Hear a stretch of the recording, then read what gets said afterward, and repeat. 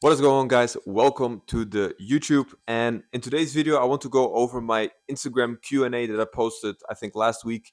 Got some really good questions there that I just wanted to answer a little bit more in detail. So therefore, I thought, let me just make a YouTube video so I can actually answer these videos and give a little bit more detail than I potentially could in an Instagram story, right? So let's dive into the first question. So, question: what is the best exercise to do if my running vertical is not that much different than my standing vertical?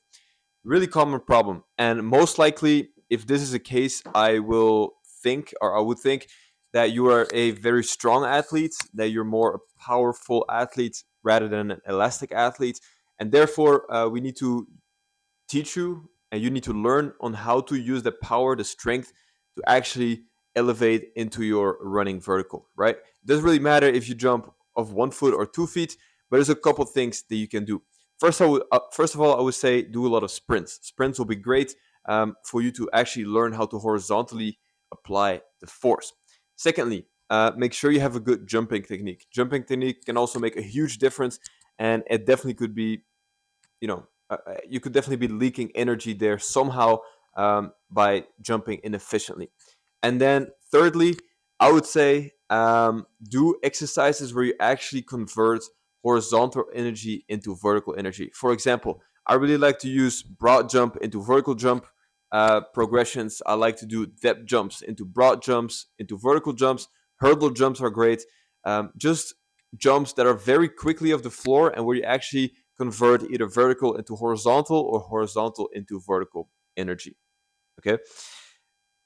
Next one: more training days on some days and more rest days, or spread the training one and rest days. More training on some days and more rest days, or spread the training days and rest less, basically. Okay, so interesting question. Well, I think it's fairly simple. Um, I personally like to stack my training days in terms of make them as high intensity as I can, right? So I prefer to have 2 training sessions on Monday and be completely off on Tuesday. Um, why? Really simple.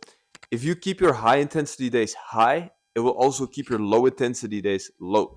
And these low intensity days, they should be structured for you to recover as good as possible so that you can train again or perform again on these high intensity days. So if you have, for example, 6 training sessions throughout the week, if you could stack 3 days of double days and then 3 or 4 off days, you'll be way more recovered than rather you doing 6 straight training days, right? So therefore, I would prefer to do to stack training days, do more training on the actual training days, and more rest on the actual rest days. Next one: what is overcompensation and when does it occur? Okay, interesting question. Basically, overcompensation means that your body will compensate for the work that you have been doing, right? So, for example, if you give the body a certain stimulus that you're trying to achieve, for example, getting stronger, then overcompensation would basically be the ultimate result of the training you have been putting in. Now, that is obviously the result that we want from training, right? So, if for example we go through 2 months of squatting, and we want to get our squat up, overcompensation would basically be showing in the form of a PR or like a really high squat number that we've been chasing. But in order to get overcompensation, we need to also let the body adapt. So in order for overcompensation to occur, we need to first go through a period of an actual stimulus, an actual adaptation that the body needs to go through. Then we need to rest, and then we'll get to overcompensation. So it's 3 different stages, right? It's give the body stimulus, give it time to adapt, give it time to recover, and then we get the overcompensation. I mean, basically, it's just a fancy word of saying the ultimate adaptation to your training program, right? But the main thing that you can take away from this is that you need to train hard, recover, actually give your body time to recover, and then we'll see the results from the training. Okay. Next one: how to properly warm up for every exercise in strength training. Okay. So what I think this guy means is, how do you warm up for every exercise like in your training, right? Really good question. I will say this: you don't need to individually warm up for every single exercise, especially when it's like more hypertrophy work, accessory work towards the end of your training. You don't need to warm up for that. Just make sure that one, you have a really good warm up to start your session with, a dynamic warm up. Then go into your first plyos, your speed work, whatever it might be. Then once you get to the actual strength work, so for example, you do your dynamic warm up, your mobility work, you go into speed, plyos, everything that's explosive, and then you come to, for example, front squats. You have front squats. Then I would actually, instead of just doing 4 sets of 5, for example, just a random example, but just hitting 4 sets of 5, I would use like 3, 4 sets to actually work up until your working weight. So gradually work up in low reps. For example, if you have 4 sets of 5, I would do like, you know, 2 reps at 100 pounds, 2 reps at 150, and then 2 reps at 180. And then if, for example, my working weight is 200, that would be the first working set, right? So therefore, you have like 3, 4 working sets at a lower intensity, low reps, but just for you to actually get under that bar, get the feeling, even though your body might already be warm, it's a good way to actually ramp up to that working weight. And then if, for example, you have an upper body exercise after that, let's say bench, for example, I would do the same with bench, and then from there on, you'll be most likely good for the rest of the session. Once you get that weight in your hands, once you do your actual working sets, you'll be fine. But you don't have to warm up for um, every single exercise necessarily. It's more so beneficial if you just ramp up slowly, especially for the main compound movements. Okay, let's see how to deal with almost being burned out and how to recognize it. Um, this is a complicated question, and I think there's different answers to this. I've also been there. I've been very burned out from training, from games, from my season. From the pressure I put on myself. So it also depends on what you're actually burned out from. But how can you recognize it? I think that if your mood is down a lot, if you feel like fatigue is a big factor. It could also just be that you're not really seeing progress anymore within your training. You don't really have energy mentally or physically to really go through your sessions. Then those are definitely symptoms that you can recognize burning out from.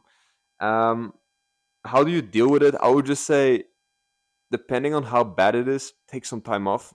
um, Something that really helped for me was just in times that I was burned out from basketball. Obviously, if you're in season, it's a little bit harder. But I would always, and I'm doing this now still to this day as a professional athlete. After my season is done, I want to once I have actually time to reset. I take like 2 or 3 weeks completely off basketball in my case, right? But I take it off training mostly too. I might go for a run. I might just get like a lift in, but nothing structured, and that will actually give me time to adapt or give me time to get back to my 0 point, right, to my equilibrium.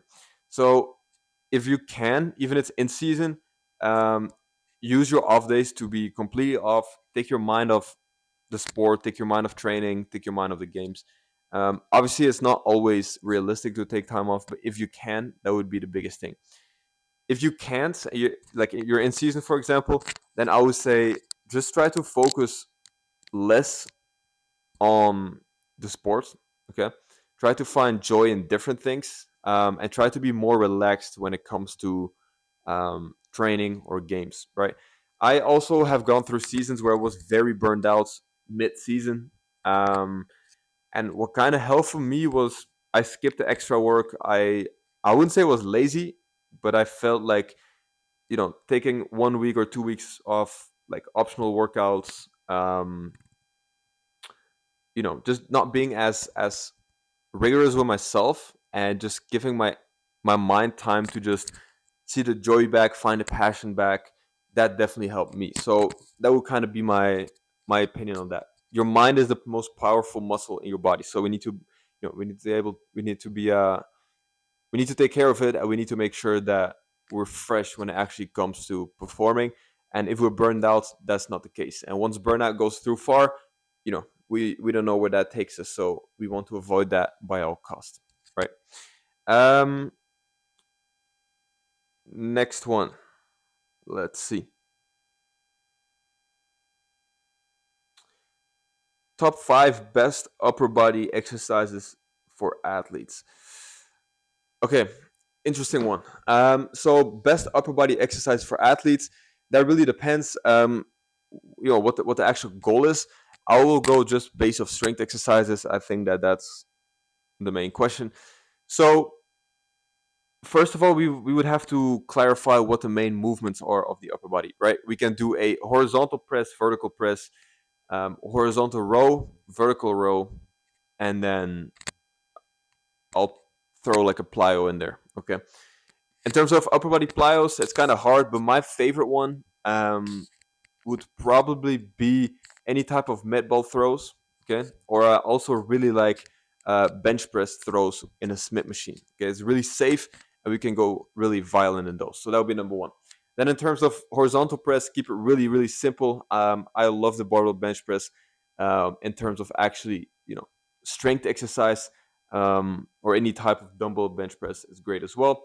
Vertical press, you know, I'm really not keeping it sexy here for athletes, but would just be a simple overhead press. Then I like pull-ups, and then for horizontal row, probably chest supported rows, or maybe like a pendlay row where you just pull straight from the floor. Really simple, really basic. But if you master these, then you can actually move on to the more fancy stuff. But that's obviously for later on. Anyways, that will be it for today. I do have a training session to attend, so I do have to cut the video short here. But I hope that I answered some of these questions a little bit more in detail than I would have on my Instagram stories. That was the case. If you liked the video, like, subscribe to my channel, and I'll be back later this week, hopefully with another video, and I'll catch you guys there.